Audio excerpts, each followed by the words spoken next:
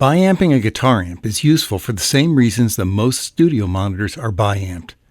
Just as you can optimize speakers for high and low frequencies, you can optimize amps for high and low frequencies.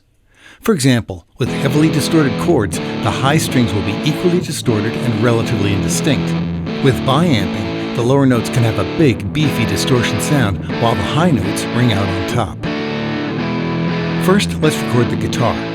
Guitars are mono, but to play stereo games, we need to convert a mono track to dual mono. This allows using processors like the binaural pan and stereo reverbs. So, record a mono guitar track with channel mode set to mono.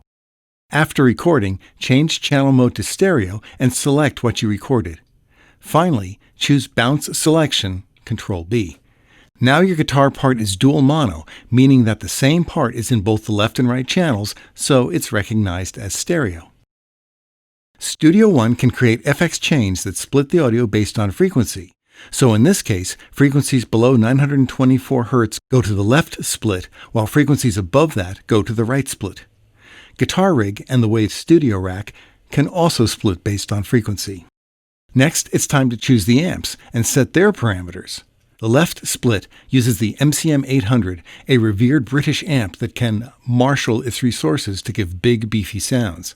The right split's VC30 amp is known amongst the Vox Populi for its bright, ringing high end, so the two amps are ideal for delivering the desired result. Now, let's enhance the FX Chain's amp sound with some EQ, reverb, and stereo imaging to spread out the reverb a bit more. The EQ adds the equivalent of an amp's bright switch. With a non-biamped preset, you have to be very careful about adding brightness because it can emphasize any artifacts caused by intermodulation distortion.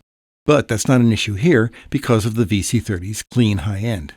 Meanwhile, the gentle low-frequency roll-off simulates more of an open-back cabinet sound.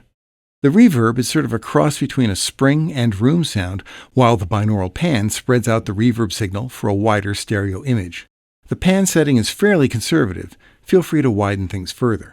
This FX Chain makes an excellent template for further adventures with biamplification.